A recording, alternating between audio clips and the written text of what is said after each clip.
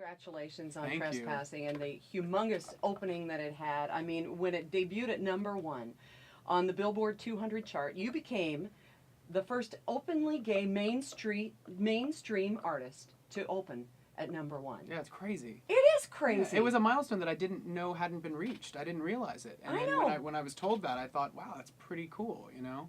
It's a big milestone. It Yeah. is. Is it strange to you, or how does it feel to have that as much a part of your identity, or almost as much a part of your identity, as the musician and the talent and the incredible artist that There's, you are? you know, there's different ways of looking at it. I think there's part of me that always kind of finds it a little bit funny how qualifying it is. You know, the media loves to kind of tag that on to my whole thing. Right. You know, openly gay pop star, this and that.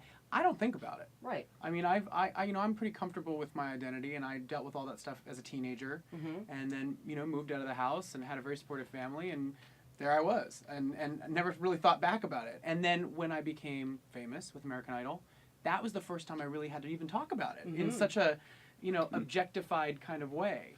Now, the good news is that I find it to be a privilege to be able to talk about it so openly and provide a sense of confidence and comfort about the topic for young people. I think it's an important thing right now. I don't think there's a ton of visibility, especially in the music world, for the gay and lesbian community. So I feel lucky to be able to be that type of ambassador almost. So, is it everything you thought it was going to be a rock star?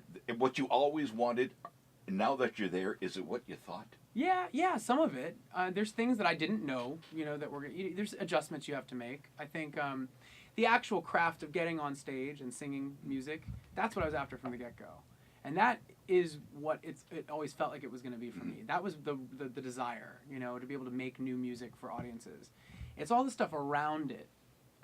Promoting yourself, the job part of it, that's the stuff that no one really tells you about. You don't really realize what you're signing up for. And you have to love what you do in order to, like, you know, have the energy to do that all the time. You've also said that touring has broadened your knowledge of your fans, and and that's reflected in this album, Trespassing. Elaborate on that a little bit. So yeah, I mean, being on tour, I kind of got to see which songs the audience connected to the most, which songs I really enjoyed doing every night over and over again, which ones didn't get old, which ones kind of tapped into something special, I think, like what I love the most about music. And I used that when I got into the studio with the second album. And I thought, these are the types of songs I want to kind of continue making. Funkier songs, actually, was kind of the pull. And I think some big emotional balladry as well. I mean, it's something that my fans really expect from me. So. You've got one of the original members of Chic who worked with you on this album. Yeah, he played guitar. Nile Rodgers played guitar on a song that I wrote with Sam Sparrow. Yeah. Wow. Yeah, so we're very excited about that. It's really like throwback funk kind of tune. You did some amazing collaborations. Bruno Mars. Here's a question. Who has better hair? Bruno's hair is amazing. Yeah, I don't know. But yours is good, though. I don't know. His hair is pretty good. Pretty know. good. He's the coolest guy. Isn't he? Yeah, and I respect him so much as a singer and as a songwriter.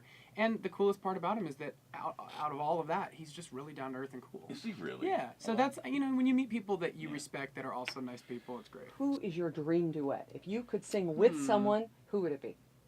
I don't know. You and Freddie. Yeah, well, yeah. Oh, I mean, if we could make that happen. Wouldn't that'd that be be wild. perfect? That'd be Well, beautiful. you don't like how it's got to happen, though. Yeah. Because, Boy, hello. can you just imagine that, though? That'd be wild. Oh, it would be wild. Yeah. Because he was amazing, too. Yeah, he was. Yeah. And looking back at old footage of him, like, I know.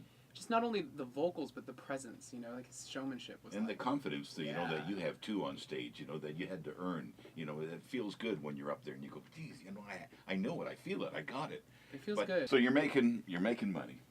And it took a lot to get here. And did you ultimately say, if I ever get to here in my life, in my career, and I make this amount of money, I'm going to do this with it? I don't make that much money. You, truly? I really don't make that much What? money. No, maybe someday.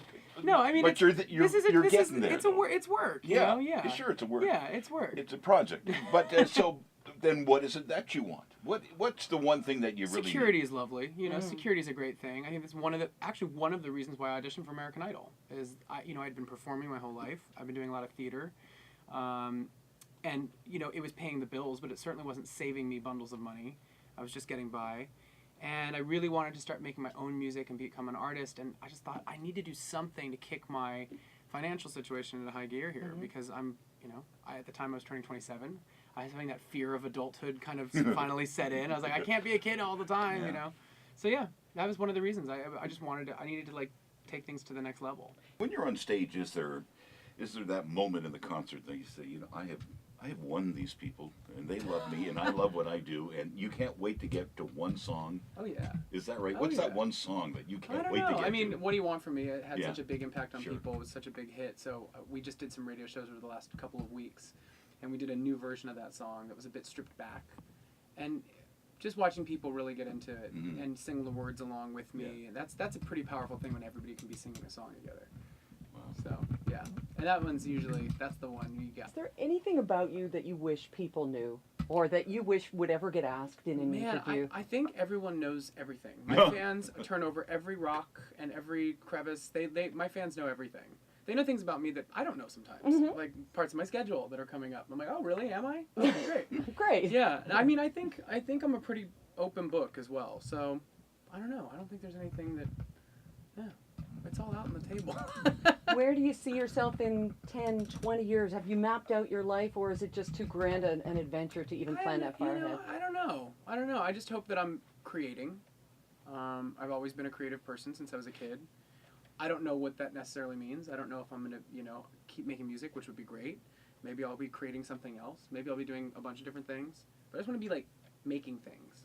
Well, thank you for being everything that we hoped that you would be. We were told you were a fabulous guy, and we're so glad that you were here. Thanks for joining us. Take care, buddy. Rock and roll. Love you, man.